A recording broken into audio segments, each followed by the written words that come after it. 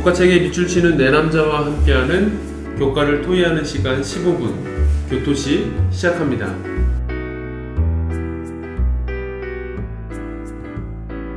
안녕하세요 성도 여러분. 오늘 제6과 연합에 대한 비유들이라는 제목으로 함께 토의를 해보겠습니다. 오늘도 함께 하실 세 분, 윤은수 목사님, 조희연 목사님, 임민호 목사님 함께 하시겠습니다. 안녕하세요. 안녕하세요. 예, 반갑습니다. 오늘은 제6과 연합에 대한 비유들인데요. 먼저 기억절 말씀입니다. 몸은 하나인데 많은 지체가 있고 몸에 지체가 많으나 한 몸인과 같이 그리스도도 그러하니라. 고린도전서 12장 12절 말씀입니다. 이번 주 교과의 내용은 연합과 관련된 성경에 나타난 여러 가지 비유들을 살펴볼 텐데요. 먼저 교과의 내용을 들어가기에 앞서 보통 우리 사람들도 여러 가지 이제 비유를 사용해서 사람들에 대해서 이야기할 때가 많은데요. 특별히 동물에 빗대어서 말할 때가 종종 있습니다. 좀 어떤 예들이 좀 있을까요? 예, 윤은수 목사님. 예, 저같이 약간 뚱뚱하지도 않고 그렇다고 말랐다고 하기도 뭐한 사람들한테 좀 둔해 보이지 않습니까? 예. 고음이라고들 많이 하더라고요. 아, 고음. 예, 고음이라는 비유도 많이 쓰죠. 또 어떤 비유가 있을까요? 예, 조희연 목사님. 예, 좀 빠르고 또 하는 일이 좀 약삭 빠르다고 하는 사람들을 여우라고 비유하는 경우도 있는 것 같습니다. 예, 여우. 그렇죠. 여우라는 비유도 있고 또 예, 임민호 목사님.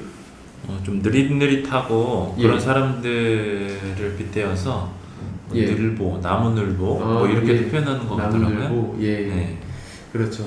이렇게 뭐 여러 가지 비유들이 있을 수 있는데요. 교회도 마찬가지입니다. 성경에 보면 여러 가지 비유들이 나오는데요. 보통 어떤 비유들이 성경에 나왔는지 한번 정리를 먼저 좀 해볼까요? 예, 조희연 목사님. 예, 이번 주 교과에 살펴보면 네 가지 교회에 대한 비유가 나와 있는데요. 예. 우리 88페이지에 보면 예. 교훈 부분에 보면 교회는 예수 그리스도를 기초로 삼고 서로 밀접한 관계를 맺어 세워진 하나님의 집이자 가족으로 집이자 가족. 예, 좋습니다. 또 어떤 것들이 있나요? 또 90페이지 교훈에도 보면 교회는 하나님이 거하는 성전으로 비유하고 있습니다. 예, 성전. 그리고 92페이지 첫 번째 단락에 보면 예. 교회는 그리스도의 몸이라는 비유가 있고 예, 몸. 예. 또 94페이지 첫 번째 단락에는 교회를 양떼로 비유하고 있습니다. 예, 감사합니다. 방금 조희연 목사님 말씀해 주신 이런 교회에 대한 비유들을 가지고 이번 주 교과의 내용을 살펴볼 텐데요. 그렇다면 먼저 교회를 하나님의 집 또는 가족으로 비유하는 이 말씀에 어떤 의미가 있는지 먼저 살펴볼까요? 예, 임민호 목사님. 네, 88쪽 다섯 번째 단락을 보도록 하겠습니다. 집이라는 비유는 매우 깊은 의미를 담고 있다.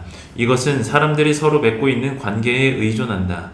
그것은 아버지와 어머니, 형제와 자매의 개념과 유사하다. 예.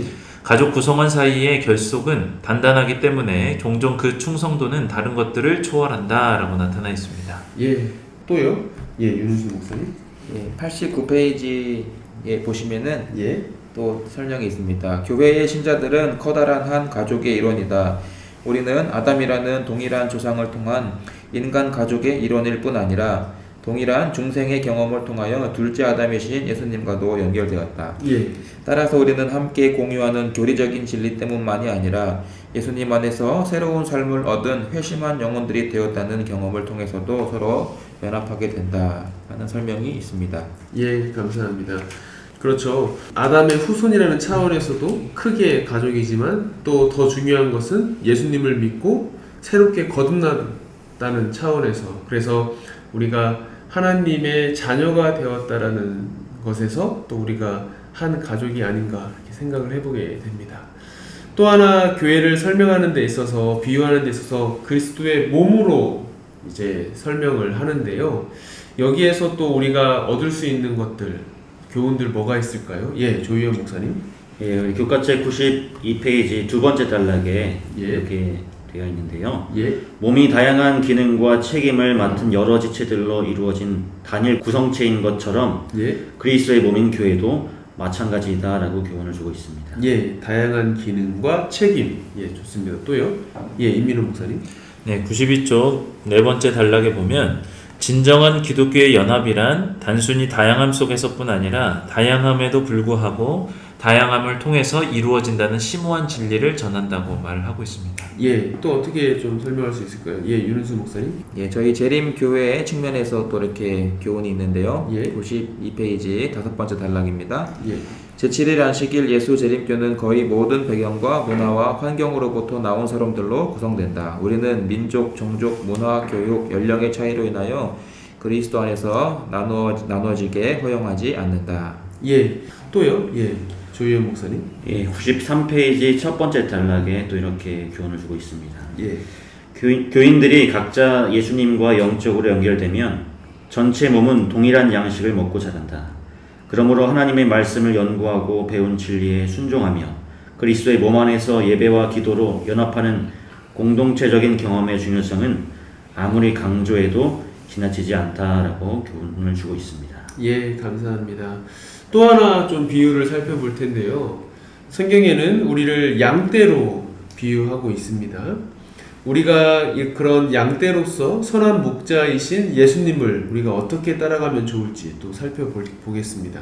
예, 임민우 목사님. 네, 94쪽 네 번째 단락에 보면 굉장히 짧지만 굉장히 아주 강한 힘을 가진 메시지가 이렇게 있습니다. 예, 예수님도 그 비유에서 양이 목자의 음성을 들어야 한다고 강조하셨다라고 나타나 있네요. 예, 감사합니다.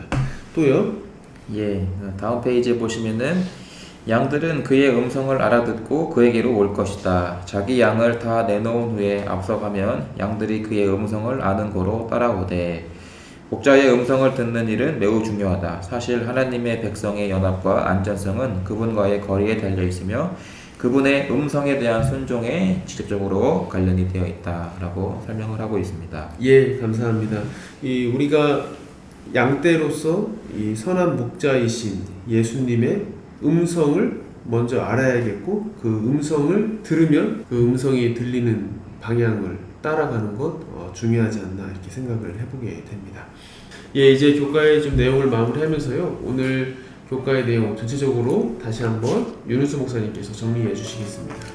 예, 이번 6과에서는 성경에 나와 있는 교회에 대한 비유들을 살펴보았습니다. 예, 그 성경에 나와 있는 교회에 대한 비유들을 저희들이 이렇게 생각을 하고 살펴보면 우리가 교회를 어떤 모습으로 이렇게 이해를 해야 하는지 좀 더 용이해지고 더 쉬워지는 그런 결과들을 생각해 볼 수가 있는 것 같습니다. 예, 감사합니다.